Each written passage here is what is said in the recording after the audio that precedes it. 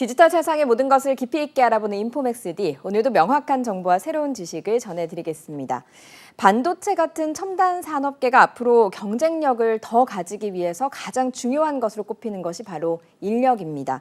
인재 육성과 더 나아가서 인재를 확보하기 위해선 어떤 법적인 제도가 필요할까요? 첨단 산업 인재혁신 특별법을 대표 발의하신 국민의힘 양금희 의원 모셨습니다. 의원님 어서 오세요. 반갑습니다. 제가 오프닝에서 인재가 중요하게 꼽히고 있다라고 이야기를 했는데 의원님 쭉 사실 이공계 전문가시기도 네, 하시고요. 맞습니다. 네. 네. 쭉 보셨을 때 인재가 어떤 부분에서 좀 중요하다라고 느끼신 게 있으실 것 같아요.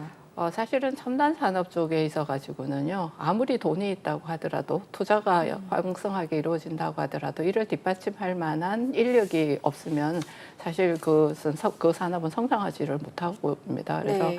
지금 현재 전 세계적으로 반도체 분야만 하더라도 미국 같은 경우는 한 10만 명, 우리나라 같은 경우는 5만 명, 중국은 20만 명이 지금 부족하다고 네. 알려져 있습니다. 그래서 뭐 중국 같은 경우는 뭐 만인, 천인, 뭐 백인 이렇게 해가지고 세계 인재를 끌어모으고 있는 일들이 생기고 그런 일로 인해서 우리나라의 연구원들이 이 중국으로 건너가는 그런 부작용조차도 지금 생기고 있는데요. 맞습니다. 이런 모든 문제들에 있어가지고 첨단 산업은 이 성공, 이퀄, 인재 이렇게 생각하시면 굉장히 네. 이렇게 명확하게 이해를 하실 수 있을 겁니다. 미국같이 지금 첨단 산업이 많이 발전한 나라에서도 10만 명이 부족하다라고 네, 하는 맞습니다. 것이 굉장히 좀 놀라운 사실인 것 같습니다. 이번에 그래서 대표 발의하신 법 안에 예. 그래서 인재라는 말이 들어가는 것 같아요. 첨단 네. 산업 인재혁신 특별법.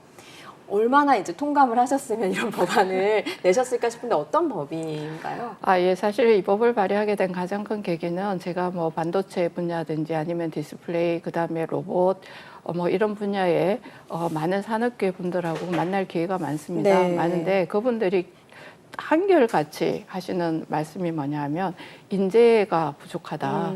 그리고 그 인재라고 하는 게 꼭 뭐 학사나 아니면 대학원 박사급의 인재만 필요한 것이 네. 아니라 실무형의 인재도 필요하다. 그리고 그 공장을 현장에서 돌리기 위해서 필요로 하는 인재조차도 지금 현재 부족한 상황이거든요. 네. 그래서 그러한 인재를 키우기 위해서 지금 현재 대학 교육이 가지고 있는 한계라는 게 있습니다.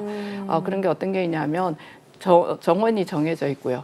특히 또 수도권 같은 경우는 정원을 확대할 수가 없도록 법으로 묶여져 있는 부분도 있습니다. 아, 그런가요? 예, 그런 네. 것도 있고요. 그리고 또 1년에 배출되어지는 그 학생들이 보면은 실무 중심이 아니라요. 이론 중심의 교육 과정을 거쳐 가지고 졸업을 하거든요. 그러면 실제 현장에 바로 투입될 수 있는 인재가 나오는 것이 아니라 네. 사실 산업 현장에 오면 산업 현장에서 다시 가르쳐야 되는 그러한 일들이 지금 계속 반복이 되고 있는 상황이다 보니까 제가 만든 법안에 보면 첫 번째로 가장 이제 두드러지는 장점이 산업계 자체가 인재를 키울 수 있도록 그러니까 디플로마를 줄 수 있는 네. 그러한 형태의 가능성을 열어놨다는 거고요. 네. 그게 보면 지금 현재 뭐 삼성이나 이런 데에서는 계약학과도 지금 운영하고 있지만 그 숫자가 그렇게 크지 않고 또 이제 실무형의 아카데미를 운영해 가지고요. 그런 걸 할 수 있도록 한다든지 지금 뭐 삼성 같은 경우는 솔루션 분야의 인재를 키우기 위해서 사티 교육 프로그램이라고 하는 걸 운영을 하는데 이거는 학과와 관계없이 프로그램 하는 코딩 교육 다시 말해서 솔루션 분야의 인재를 1년간 예를 들어 가지고 뭐 한 달에 돈까지 지불해 가면서 교육을 시키고 네. 그중에 많은 졸업생들이 사실은 굉장히 좋은 곳에 취업을 하는 그런 형태의 지금 교육도 실시가 되고 있거든요. 실무에서 바로 쓸 수 네, 있는 쓸 수 있는 그러한 인재들이니까요. 인재들이 되는 거죠. 다시 말해서 이런 걸 저희가 수요형 인재라고 부릅니다. 네. 그러니까 수요가 일어나는 곳에 딱 적합한 인재를 말하는 거거든요. 그러니까 이론과 실무를 다 제대로 경험한 그러한 인재가 필요하다 보니까 기업에서 실제로 그리고 기업이 보면 R&D 자금의 70% 이상이 그리고 연구 인력의 70% 이상이 기업에 있습니다. 네. 그런 분들을 통해서 실질적인 교육을 받도록 하자. 네. 이 내용이 포함이 돼 있고요. 그다음에 우리가 70년대, 80년대에 미국으로 우리나라의 많은 젊은이들이 고학력의 젊은이들이 미국으로 갔잖아요. 네. 그것처럼 우리나라도 해외에 굉장히 우수한 두뇌들을 유치했을 때 우리나라에 와서 근무를 하게 되면 네. 뭐 우리나라 영주권을 주는 문제라든지 이런 것도 좀 열어야 되고요. 그리고 앞으로 5년 동안 수요가 굉장히 폭발적으로 일어나는 첨단 산업에 있어가지고 예를 들면은 그 인재가 굉장히 부족하다. 네. 그러면 그에 대해서 그런 학과를 지정할 수 있도록 하는 그러한 내용까지 다 포함이 되어 있습니다. 네. 앞서서 얘기하신 그 산업계에서 인재를 키우는 부분이요. 네.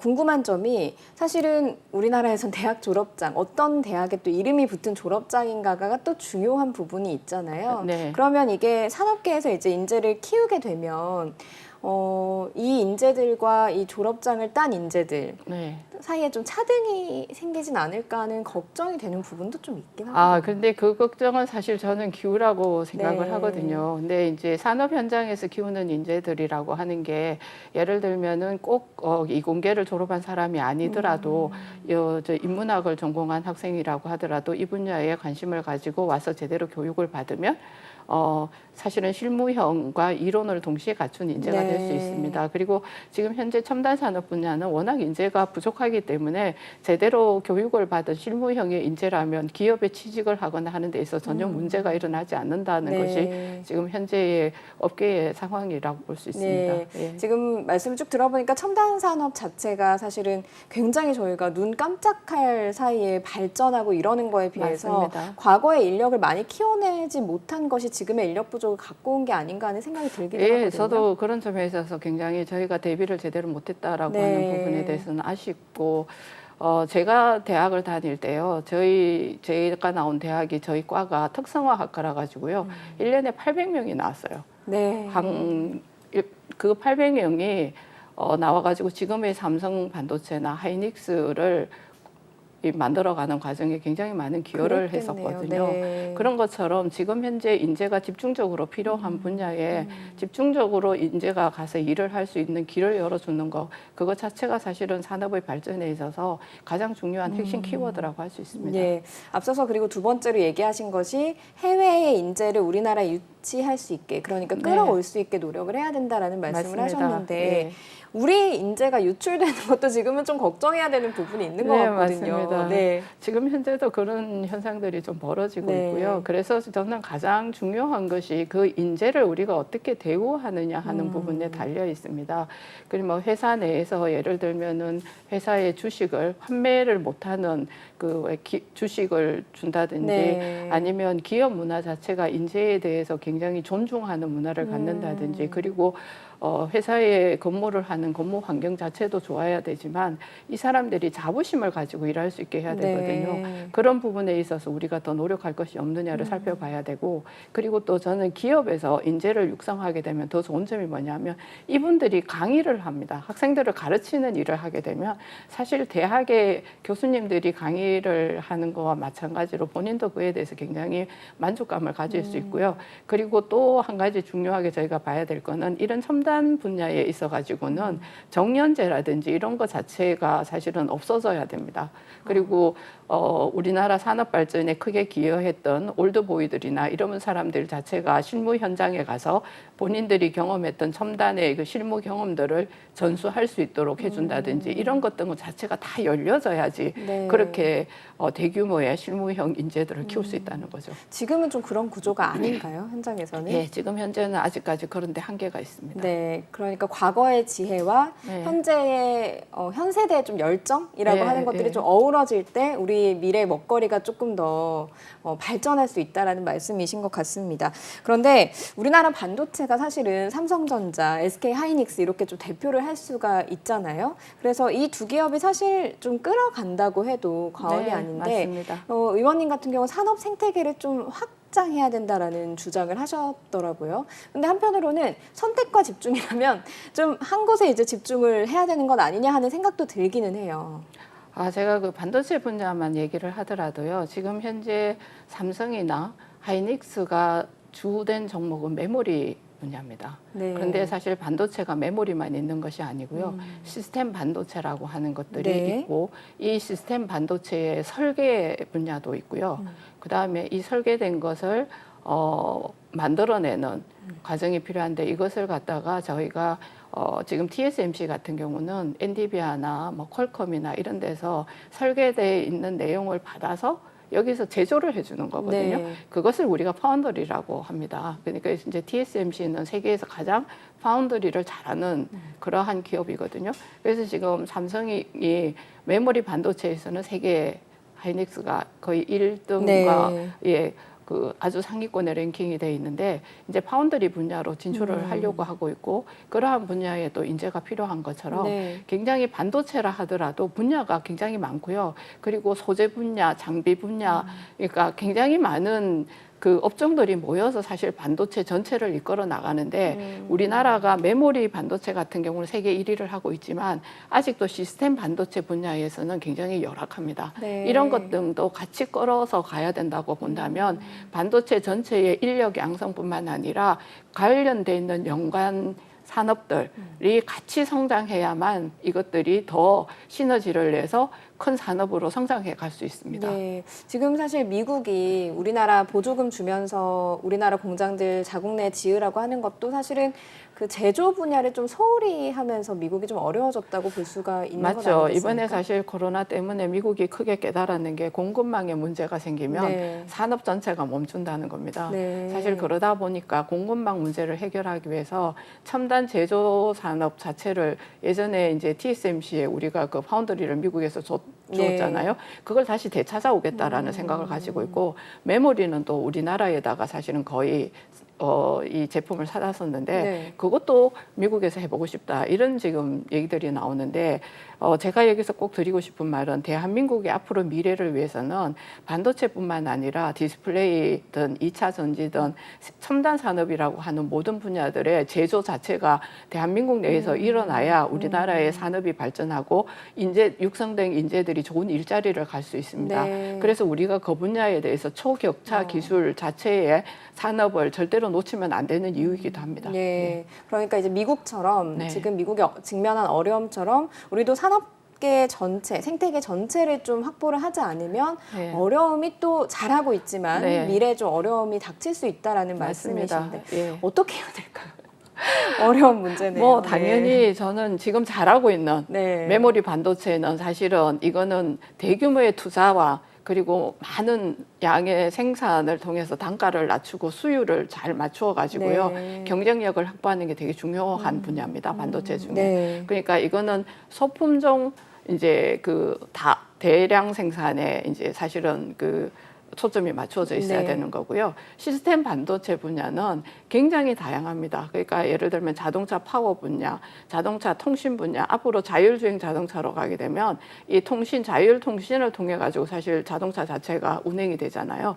이런 분야, 그다음에 센서 분야, 뭐 로봇 같은 데 쓰여지는 센서들이나 이런 것들이 다 중요한데 아니면 지금 우리가 하는 스마트 시티에 이 반도체라든지 저기 시스템마다 필요로 하는 반도체가 다 달라요. 그러한 반도체 자체가 굉장히 품종이 다양하겠죠. 네. 이러한 품종을 설계를 하고 그걸 생산해낼 수 있는 기술을 우리가 확보해야 되는데 이것이 지금 우리가 가장 약한 고리인 거죠. 그러니까 이것을 할 수 있는 인재도 키워야 되고 네. 그러한 산업도 만들어야 되는 거죠. 예. 그럼 법안으로 이런 것들이 좀 뒷받침될 수 있는 것들을 지금 국회에서 논의를 좀 하고 계시는 중인가요? 네, 지금 제가 이제 이 법을 발의가 돼 있으니까 네. 특히 산종의 분야는 시간과의 싸움이라는 거 우리 위원회 야당 의원님들도 알고 계세요. 그래서 지난번에 사실은 지능형 로봇법 통과시킬 때에도 네. 야당이 많이 협조를 해줬거든요. 네. 그런 것처럼 이 분야는 우리가 빨리 지원을 해야 된다라고 하는 어떤 공통의 합의가 있습니다. 네. 그래서 저는 이제 발의가 됐으니까 법안 심사를 하면서 예를 들면은 뭐 많은 이야기들이 오고 가겠지만 네. 저는 큰 쟁점이 없기 때문에 이건 통과하는데 크게 어려움이 없을 거라고 개인적으로 믿고 예. 있습니다.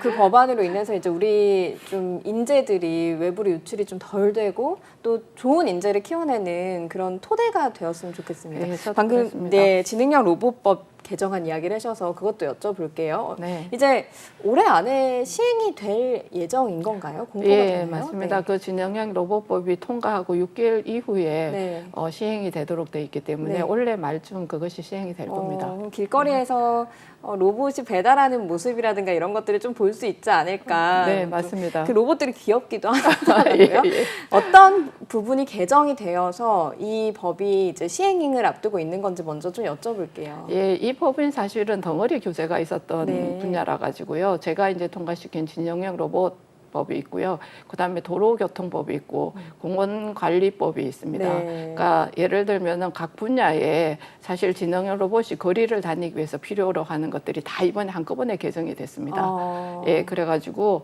아마 하반기부터는 그게 가능하도록 돼 있는 걸로 알고 있습니다. 덩어리로 묶여져 있었던 규제가 있었다라는 말씀이신 거잖아요. 네, 그러면은 맞습니다. 대표적으로 좀 어떤 게 풀렸다고 보면 되는 거예요?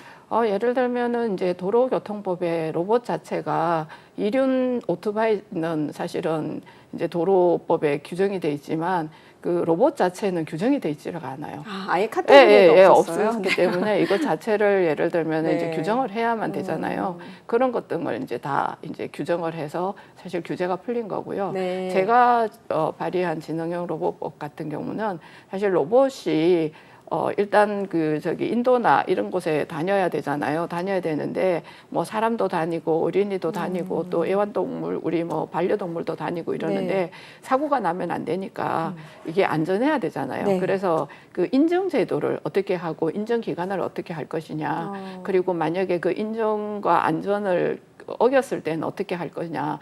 그다음에 또 예를 들자면 이 이제 지능형 로봇 같은 경우에 보험이 필요합니다. 네. 그러니까 사고가 생겼을 때 아, 우리가 자동차랑 자동차 사고 똑같구나. 생겼을 네. 때 보험 처리가 네. 되는 것처럼 그런 것 등을 내용을 다 담아둔 거죠. 예, 예. 그럼 그 관련된 이제 보험 상품도 생겨나겠네요. 생겨나야 되겠죠. 네, 그럼 예. 이제 만든 업계에서나 이제 예, 기업에서 맞습니다. 보험에 가입을 해야 되는 부분이 네. 있는 거군요.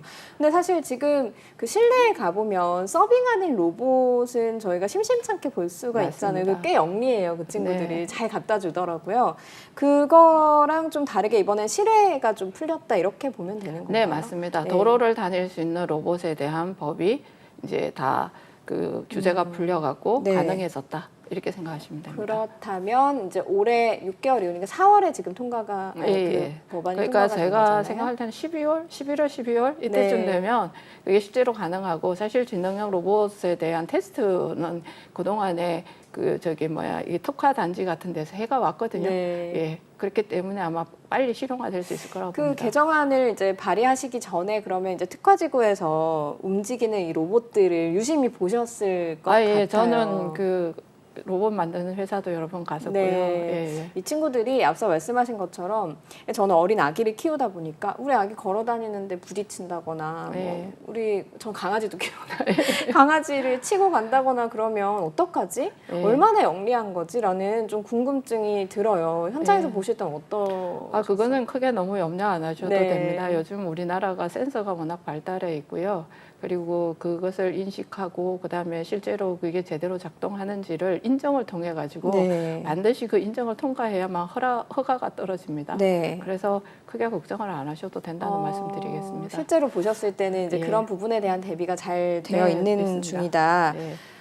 그러면 보험에 가입을 할 수 있게끔 법안을 발의했다라고 예. 말씀을 하셨는데 그런 사고가 났을 때는 그러면 지금 자동차 사고 난 것처럼 보상을 받는다거나 예, 이런 그렇죠. 것들이 예. 가능해지는 건가요? 네, 그렇습니다. 이 지능형 로봇이라고 하는 애들이 예. 편의점이나 이런 데서 받아서 배달을 하는 뭐 그럴 수도 있다고 네. 저는 생각하고요. 이게 이제 조금 이제 지금 현재가 이게 굉장히 아직 좀 범위 자체가 그렇게 넓지는 않아요. 동네 자체를 다닌다든지. 네. 저는 이제 이게 되면 우리 배달 서비스가 일어나는 여러 분야에 다 쓰일 수 있느냐 아직까지는 저는 그렇지는 않은 것 같고 지금 보면 아파트 같은데 왜 택배 서비스로 문제가 생기는 아파트들이 있잖아요. 사실 택배 기사님들이 그 아파트 안에 못 들어가가지고 밖에다가 놓고 간다든지 이렇게 네. 했을 때 그것들을 사실 로봇을 이용하면 각 집으로 배달하는데 문제가 없거든요. 그런 분야라든지 그러니까 실제적으로 로봇의 어떤 효율이나 역할들을 네. 더 크게 할 수 있는 데부터 시작을 해야 되지 않을까라고 생각하고 이게 이제 점점 더 확대가 된다면 예를 들면은 뭐 물류 자체를 네. 로봇에 의해서 이루어지는 시대도 곧 오겠죠. 네. 예.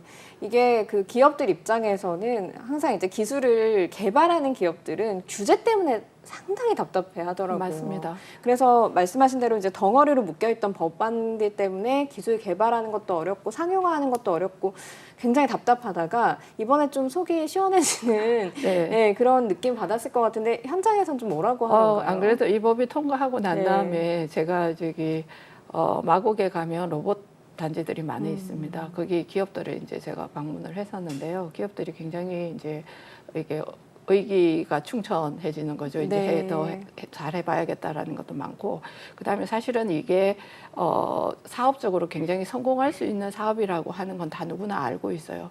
그런데 이 규제 때문에 투자가 사실은 제대로 못 이루어졌던 부분도 있는데 이제 이게 풀려졌기 때문에 이제 투자도 많이 들어오고 네. 그러다 보니까 기업은 할 수 있는 일들이 더 많아지는 거죠. R&D도 더 잘할 수 있어지고 생산 자체도 이제 설비를 투자를 제대로 하게 되면 단가도 낮출 수 있게 되고 이런 모든 것들이 이제 그러니까 선순환할 수 있는 체제로 이제 넘어가는 거죠. 결국에는 앞서서 발의하신 그 첨단산업 인재혁신 특별법이랑 연결이 좀 되는 지점들이 있네요. 예, 다 맞습니다. 사실 제가 이제 국회에 들어와서 제가 생각하는 의정 방향은 두 가지였는데요. 하나는 미래고 하나는 약자입니다. 네. 근데 이제 미래라고 하는 거는 미래의 우리나라 4차 산업혁명을 이끌어갈 미래 먹거리 산업을 어떻게 하면 더 지원하고 육성할 수 있을까 하는 분야에 대해서 관심을 네. 많이 가졌고요. 그래서 첫 번째로 했던 것 중에 하나가 뭐였느냐 하면 산업 데이터 활용에 대한 촉진법은 이미 이제 국회 본회의까지 통과해서 지금 이제 잘 사용이 되고 있어요. 산업 각 분야에서 생기는 산업 데이터들을 네. 이게 축적을 해서 그것을 사용하고 다른 기업도 이용할 수 있도록 만드는 것들인데 산업 데이터라고 하면 어떤 것들이 있을까요? 그러니까 산업 현장에 제조 현장에서 물건을 제조할 때 생기는 많은 데이터들이 있을 수 있고요. 서비스 분야에도 데이터들이 생깁니다. 네. 그런 것 등을 사실은 어떻게 사용하느냐에 따라서 산업의 발전을 더 빨리 가게 할 수 있거든요. 네. 이제 그 법을 만들어 가지고 사실 국회의장이 주시는 헌정 대상을 받았어요. 네. 그리고 이제 지금 제가 하고 있는 것 중에 하나가 첨단 반도체법이라고 불려지는 첨단 전략 산업에 관한 촉진법. 이거는 제가 우리 당의 반도체 간사로 특위 간사로 네. 있으면서 그 법이 만들었어요. 그거는 다 지금 통과됐어요. 네. 그다음에 이제 지금 제가 하는 이제 그 첨단 산업법 안에 또 뭐가 네. 있냐 하면 이게 이제 기술 유출이라든지 이런 걸 방지하고 또 연관 산업이라고 하는 선도 기업들을 키우고 육성하는 거 담은 재정법이 있고요. 네. 그다음에 이제 인재혁신특별법이 이게 이제 있고요. 그다음에 또 그 자원안보법이라 그래가지고 사실 이런 일들을 뭐 2차 전지 이런 거 하려면 리튬이라든지 니켈이라든지 이런 희소 광물들이 필요한데 이것을 우리가 국가 전략적으로 어떻게 확보해가지고 사용할 것인가를 담는 재정법이 또 지금 제 소위에 올라와 네, 있어요. 네. 그래서 계속 시리즈로 이 분야만 지금 들여다보면서 일을 사실은 하고 네. 있고요. 그리고 이제 나머지 한 분야는 아동이나 또 여성이나 사회적인 어떤 약자들을 위해서 필요로 하는 법이 있는데 그 중에 하나가 요즘 가장 핫한 부분이 아동이 이제 태어났는데 출생 신고가 안 된 거 네. 있죠. 그 문제가 지금 계속 요즘 불거지고 굉장히 있죠. 네. 큰 안타까운 이슈잖아요. 일도 사회적 있었고요. 이슈죠. 네, 네, 네. 그런데 그거를 제가 2년 전에 출생통보제법을 이미 발의를 해서 법사위에 네. 계류를 시켜놨어요. 네. 답답한 부분이네요. 2년 전에. 네, 2년 전에 구미에 네. 그 한 아이가 이제 여자아이가 이제 죽음으로 발견됐는데 네. 친모가 누구냐 가지고 사회적으로 그렇죠. 굉장히 논란이 최근까지도 있었잖아요. 네, 뭐 예, 판결이 맞습니다. 나오면서 논란이 있었습니다. 네. 예, 그거 보면서 사실 발의를 했는데 지금 이제 아마 이번 본회의에서 통과될 수 있도록 법사위에서 빠르게 논의를 한다고 하니까 네. 저도 기대하고 있습니다. 예, 알겠습니다. 일단은 뭐 오늘은 이공계 대표 국회의원으로 모셨으니까 관련해서 이제 질문을 조금 더 이어갈게요. 네. 그 첨단 산업 인재혁신 특별법과 어떻게 보면 이제 지능형 그 그 로봇법 개정안 이런 부분들을 쭉 연결해서 하고 계시는 건데 기업 입장에서 가장 답답해하는 부분이 어떤 것이고 예. 우리는 이제 어떤 방향으로 흘러가야 될 것인가 좀 해안이 있으실 것 같아요, 의원님. 뭐 해안이라기보다는 이제 이런 산업계에 종사하시는 많은 기업체분들을 만나면 우리에게 돈을 지원해주지 않아도 좋다. 규제를 일단 풀어달라. 네. 그러니까 굉장히 많은 규제들이 있습니다, 우리나라에. 그리고 사실 이게 용인 클러스터, 반도체 클러스터가 발표됐잖아요. 네. 근데 이게 하이닉스가 그 전에 이게 또 반도체 클러스터를 만들고 있어요. 지금 벌써 만들고 있는데 그때 가장 어려웠던 점이 반도체 산업들은 가장 중요한 게 전기하고요, 물입니다. 이 두 가지가 제대로 공급되는 인프라를 만들어야 되는데 네. 그거 자체를 조성하는 데 시간이 너무 많이 걸렸어요. 아, 그래서 이제 사실 미국 같은 경우는 반도체 공장을 이제 짓는데 보통 한 3년 조금 더 걸립니다. 근데 우리나라는 그걸 짓겠다고 하고 난 다음에 짓는 데까지 8년 이상이 걸려요. 그게 규제 때문이에요? 예, 규제 때문이고 또 사실은 전기 같은 경우도 대규모 전기를 끌어와서 써야 되는데 전기 공급 자체가 지금은 전기를 만드는 이 원전이라든지 이런 게 멀리 있지 않습니까? 네. 그러면 전기를 송전해가 와야 되는데 그런 부분에 대한 어려움들 같은 게 굉장히 많이 존재하고 있습니다. 결국 현장에서는 이제 규제로 인한 어려움을 계속해서 예. 호소를 하고 있는 거군요. 네, 맞습니다. 그럼 의원님은 앞서서 이제 미래와 약자에 초점을 맞추고 의정 활동을 하고 있다라고 말씀을 하셨지만 앞으로 좀 계획하고 계신 법안이라든가 계획하고 계신 행보라든가 이런 것들이 있을까요? 저는 지금 현재 뭐 제가 지금 하고 있는 행보의 연장선상에서 계속 네. 활동을 하려고 하고 있고요. 이제 반도체 관련해서 이런 것들이 어느 정도 좀 이제 정리가 되면 그 다음은 이제 디스플레이나 2차 전지, 특히 자율주행. 네. 지금 현재의 이제 자동차 산업이 우리나라 반도체가 지금 수출이 조금 약화되면서 자동차 수출이 또 이제 그 부분을 메꿔주고 있거든요. 네. 근데 앞으로 미래의 자동차는 어떻게 보면 전기 자동차, 자율주행 이 두 가지의 키워드입니다. 네. 그래서 이런 분야에 관해서 전기 자동차는 사실 제일 중요한 것이 안에 들어가는 배터리거든요. 네. 이런 걸 어떻게 더 지원하고 또 규제를 풀 수 있을 것이냐, 뭐 이런 것 등에 대해서 집중적으로 살펴보려고 하고 있습니다. 사실 그 지역구에서 그런 것들을 좀 많이 또 그 애로사항들을 들으실 수가 있는데 대구 북구갑 지역구 자체가 사실 제가 알아보니까 중소기업도 많고 네, 맞습니다. 창조경제단지도 있고 그래서 이런 부분에 대한 좀 경청을 하실 수 있는 기회가 있으실 것 같아요. 저는 저희 지역구에 이제 경북대학교가 있어요. 네. 경북대학교가 사실은 있다 보니까 인재가 가능 이제 많이 네. 있고요. 그다음에 혁신파크를 사실 제가 이제 만들어 가지고 지금 짓고 있어요. 네. 거기가 벤처 기업들이 이제 생태계를 만들 수 있는 장소를 지금 짓고 있고, 그다음에 이제 창조경제센터 거기도 지금 현재로 보면 벤처 기업들이 지금 사실 생태계가 만들어지고 있는 곳이거든요. 네. 그러다 보니까 그 주변에 있는 중소기업들하고 같이 연계해서 연관 산업이 만들어져야 되고, 거기에 저는 이런 첨단 산업과 관련되어지는 그런 벤처들이 많이 성장했으면 좋겠고, 대구가 지금 지향하고 있는 것들이 뭐냐면 ABB라고 그래서 AI, 그다음에 블록체인, 빅데이터 이 세 가지가 있는데 이걸 제대로 이루려고 하면 솔루션 분야가 사실은 굉장히 성장해야 되는데 그러한 부분을 지원하기 위해서 얼마 전에 대구에서 마이크로소프트하고요. 제가 후원해서 해커톤 대회가 열렸어요. 네. 예, 그런 것 등을 저는 앞으로도 집중 좀 지원하려고 합니다. 예, 네. 알겠습니다. 사실 그 말씀 들어보니까 첨단 산업이라고 하는 게 미래의 먹거리 그리고 우리 경제를 끌고 가는 핵심이기도 하지만 지역 균형 발전까지 올 수 있는 거 아닌가. 그리고 네, 우리 맞습니다. 이제 인재들이 양성되면 또 우리 미래가 또 기대되는 부분이 있는 거 아닌가 하는 생각이 듭니다. 의원님 열심히 의정 활동 해주시고요. 네, 발전을 위해서 첨단 산업계 발전을 위해서 많이 노력해 주시기 바라겠습니다. 오늘 네. 말씀 여기까지 듣겠습니다. 고맙습니다. 감사합니다.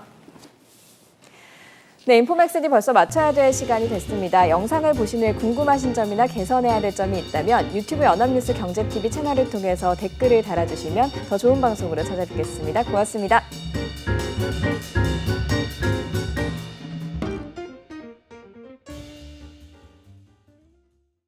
안녕하세요. 인포맥스디 아나운서 강래원입니다. 더 많은 실시간 경제 뉴스와 경제 정보를 알고 싶으시다면 오른쪽 구독 버튼을 눌러주세요.